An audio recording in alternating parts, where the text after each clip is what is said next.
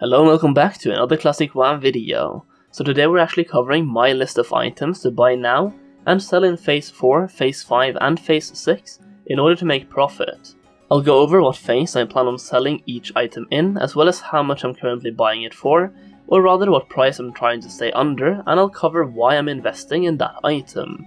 This is to further help you determine which items are worth investing in, as well as give you a rough idea of how much to pay for each item. Although prices will differ from server to server, I think you should always try to stay under the prices I'm listing here. If you want a quick summary of the items, you can check the description, as I'll put them down there as well. If you want a further insight into gold making through investing, flipping or gold farming, check out my Patreon, which is linked in the description. So here are the items I'm currently investing in. First off, we'll look at some materials. Large brilliant shards. These will be useful in Phase 5 and beyond, so Phase 5 and Phase 6. I'm trying to buy these for under 3 gold each. These are used for brilliant wizard oil and will be on huge demand in Phase 5 and Phase 6. Caster DPSers will absolutely burn through these, and if we go back 3 weeks in time, I was buying them for under 2 gold 50 each. So there's already a profit to be made on them, and we're still a long way away from Phase 5 and Phase 6, which is when they will hit their peak. Firebloom. This is useful for Phase 5 and beyond, and I'm trying to buy them for under 80 silver each. This will be useful for 2 reasons: Brilliant Wizard Oil, which I just mentioned, and Elixir of Greater Firepower, which will be very useful for mages in Phase 5 and Phase 6. Firefin Snapper. This will be useful for Phase 5 and beyond, and I'm trying to buy them for under 20 silver each.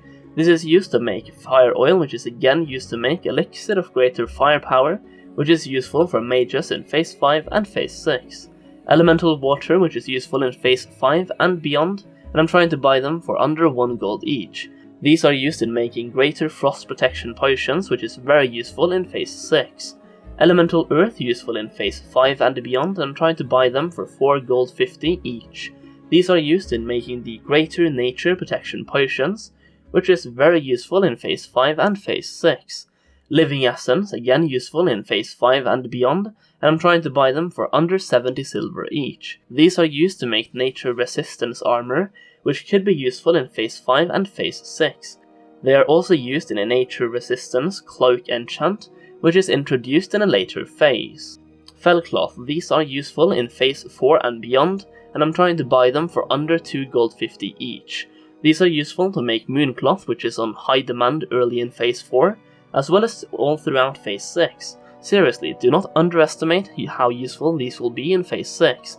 I have also leveled up 2 tailors so I can turn Felcloth into Mooncloth, and my plan is to do this on cooldown until Phase 4 release, then sell all of my Mooncloth and keep making new Mooncloth for Phase 6, and buy additional Mooncloth in Phase 5 and sell those in Phase 6 as well, since I think Mooncloth will go down after their initial spike in Phase 4, but I also think they will spike up again in Phase 6. Liferoot. These are useful in Phase 5 and beyond, and I'm trying to buy them for under 5 silver each. These are used to make normal Nature Protection Potions, which could be useful in Phase 5 and Phase 6 for people who don't want to buy the greater version. Grave Moss. These are useful for Phase 5 and beyond, and I'm trying to buy them for under 35 silver each. These are used to make Shadow Protection Potions, which are useful in Phase 5 and Phase 6. Stranglekelp. This is also useful in Phase 5 and beyond, and I'm trying to buy them for under 30 silver each. They are used to make normal Nature Protection Potions, which could be useful in Phase 5 and Phase 6, as well as it's used to make free action potions, which is always useful. The last one is Sandworm Meat, which is used in Phase 5 and beyond, and I'm trying to buy them for under 1 gold each, but I should also say there are very few of them on the auction house, so you might be better off just farming it yourself. This is used to make plus 20 strength food in Phase 5, which will be the preferred food for raids for melee. Next up we have a couple of items for the AQ war effort, so items needed to open the gate of Funky Raj. These are items you should invest in now and sell in the beginning of Phase 5. I don't cover all of the items here since I've only chosen the best ones in my opinion, but if you want a full list of items that are used in the AQ war effort, you can check out my Phase 5 investments videos, where I go through all of the items needed. Also, since I play Alliance, most of these items will be Alliance only. So here we go, AQ War Effort Phase 5 Alliance only. Arthas Tears under 12 silver each, Copper Bar under 5 silver each, Purple Lotus under 20 silver each, Thick Leather under 5 silver each, Light Leather under 3 silver each, and Raptor Flesh under 5 silver each. Those are the war effort materials I'm trying to invest in, not really that many, but it's the ones that I think will make me the most gold, both percentage wise and gold wise, so just the items to make the most profit, I suppose. I also have a couple of random items that I'm currently buying, some of which will most likely go up in price for several different reasons later on in the game. The first one is a recipe for Elixir of Poison Resistance. This is an elixir that could be very useful in Phase 5 on certain bosses, and maybe even in Phase 6. And if you can get it very cheap, then it's a very low investment for a possible huge reward. It's low risk and a big reward.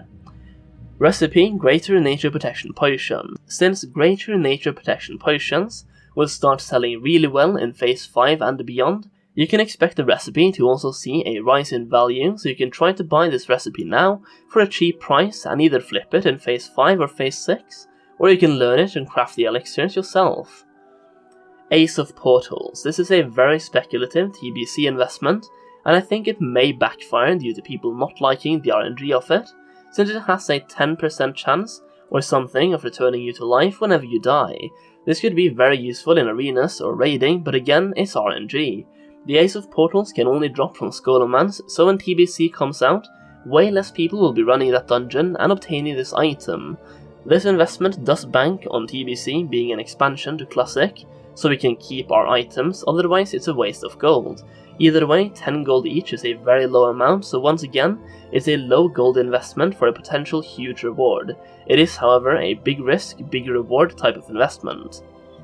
I do also flip the pattern for Runecloth gloves, buying them under 20 gold each and selling them over 30 gold each. Many people buy these from the vendor and put it on the auction house a bit too cheap, and I make profit from that. Additionally, Runecloth gloves is the best way to skill from 275 to 300 in tailoring, and with the Blood Vine coming in Phase 4, more people might be skilling up tailoring and be willing to invest gold into it. At this point, I've made over 200 gold only by flipping this item, and I've only done this for about 3 weeks and scanning the auction house once a day. There are also some patterns where you can buy from a vendor and sell on the auction house for profit. The best two in my opinion are Pattern Mooncloth and Pattern Runecloth gloves, the rare from the vendor that we just talked about. These are both sold from the same vendor in Winter Spring, and when you go there to buy your Mooncloth pattern, there is a small chance that a Runecloth glove recipe is up as well. These prices are all taken from Firemore EU Alliance and are only meant to be guidelines. Download Auctioneer and never buy above 90% market value. Either way, since Firemore is a pretty big server, I think it's fair to say you should not go above these prices, but some servers could also have prices way lower than these, making it very difficult to determine exactly what price you should buy them at, which is when having TSM or Auctioneer is very good to have, so you can see the average amount of which the items sell for on your server.